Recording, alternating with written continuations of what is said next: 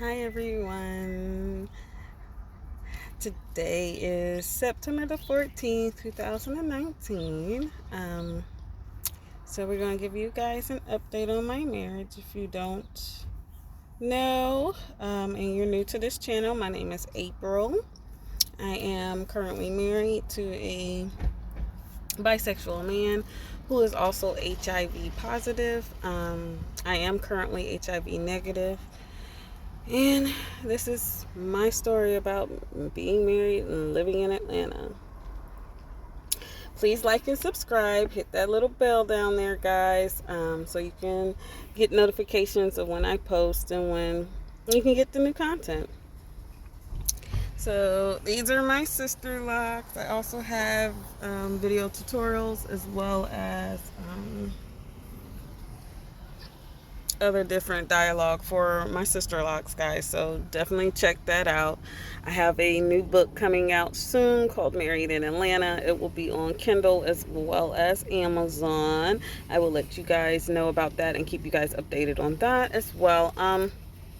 So let's talk, guys. So recently my husband has admitted to me that he is still using drugs. And I've had several comments on other posts. I don't use drugs. Nope, not at all.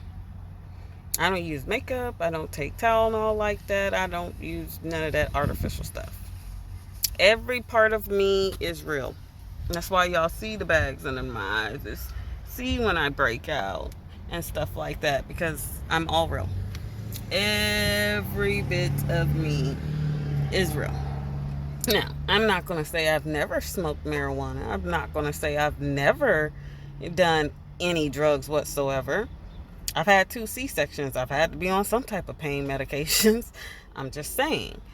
But I don't do recreational drugs. I don't smoke cigarettes. I rarely drink. That's just not me. I'm not that type of person. Something else I need to talk about and address is my self-confidence. I don't have a self-confidence issue. I'm okay. Never had a problem getting a man or a woman. Matter of fact, some of my friends and stuff with family will tell you that I'm actually kind of a little conceited. Go figure. And like I said, I've been married 3 times, guys. Most of the women and men that I've talked to, they had a hard time getting married once. And I've been married 3 times. This is the 3rd marriage. And no, it wasn't one of those fly-by-night marriages. The first one, I was married for 10 years. The second one, I'm going to write a book about that one too, but that one was only for 10 months, and I'll explain why in the book. And you would understand if you understand my situation in that situation. As far as this marriage is concerned, this is going on 3 years of me and him being married, but I've been on and off with this man for 10 years. Like I said, I'll explain a lot in the book. I can't disclose everything because that's why I want y'all to go buy the book. And I still am going to have a challenge for I want to say the first... what I do is go ahead and create a new Facebook page just for my YouTube channel. And the first 100 people on my new Facebook page, I'm going to give a copy of the new book for free. That way we can get both YouTube and Facebook friends, and y'all can give me comments. Y'all can see different pictures and stuff of what I'm going through. And I can give y'all updates. I really want this to help somebody, guys. That's what mainly my content and stuff is about. Yes, I rant and rave because I'm going through some things. I'm just now getting even over the fact that he is HIV positive, let alone cheated, let alone likes to be with transsexual women. It's a lot going on in my life. So I have to cope with it and learn to cope with it, which is why I'm putting these videos and vlogs out. So if somebody else besides me is going through a similar situation, or the same situation for that matter, we might can learn from each other, or grow with each other. You don't have to have a self-confidence issue or I don't know, mental illness to say that you want to be with a bisexual man or a bisexual woman. That's not true, guys.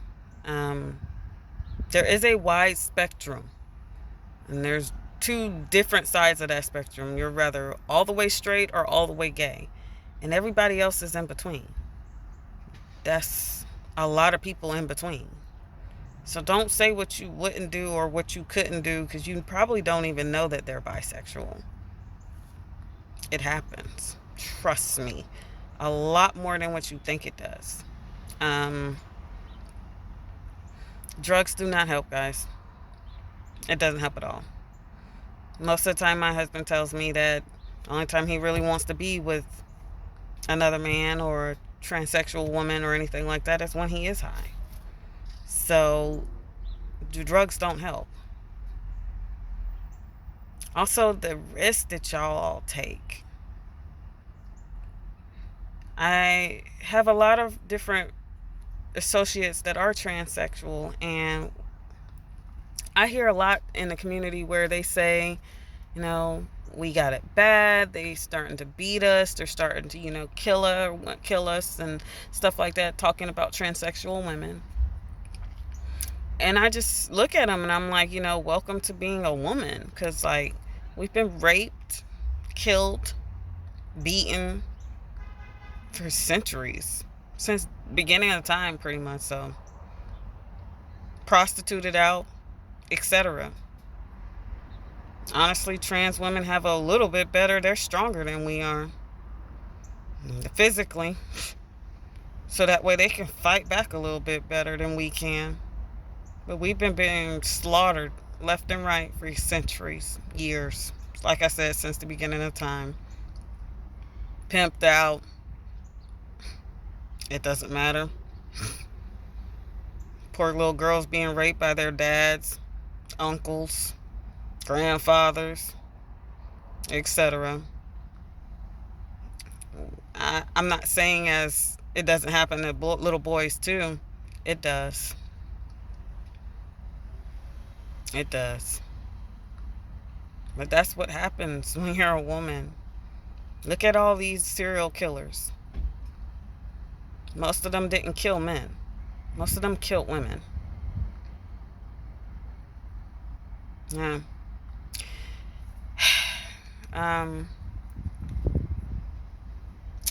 So I was in the plans of moving to Philadelphia, Pennsylvania.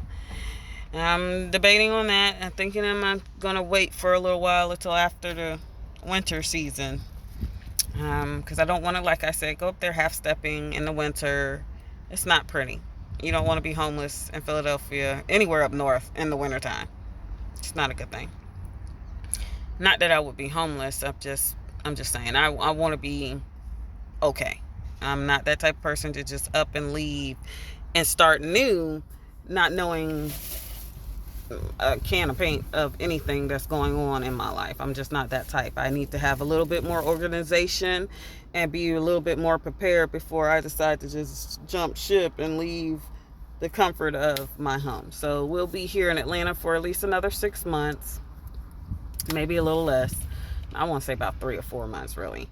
We got to get all of our stuff and our medicines, his medicines, my medicines, and everything in order, as well as any kind of other Social Security and all that stuff here first.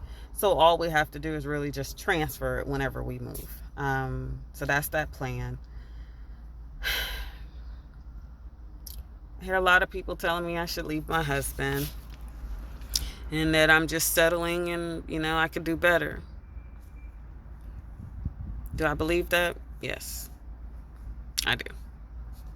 And I appreciate everybody who's concerned and actually cares. It makes me feel a little bit better that there is people in the world who actually care.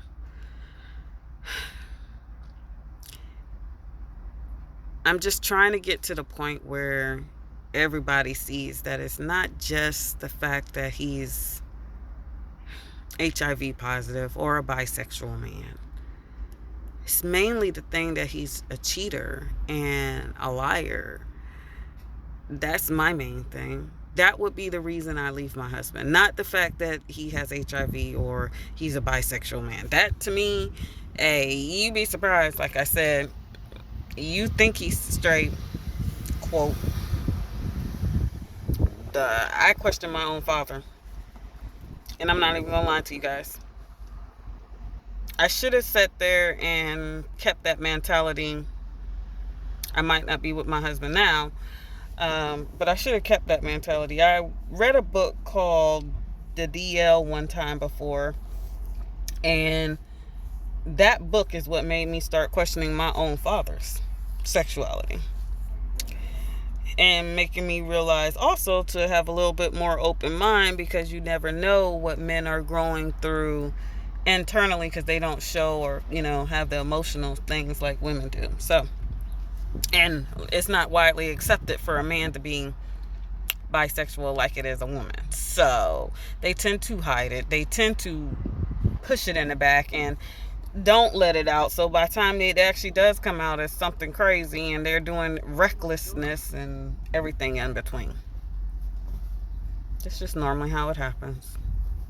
More often than not. I've met more older men who finally came into the reality of their sexuality than I have any younger man. They don't actually start realizing their sexuality until they're in their 30s. Then they explore.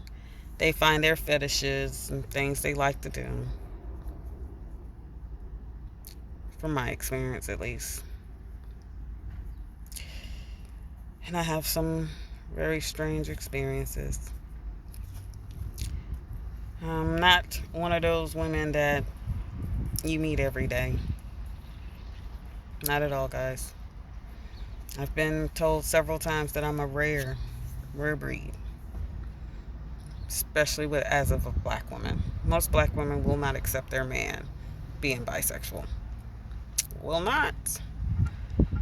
But yet, we as the black women are at the second highest rate for HIV.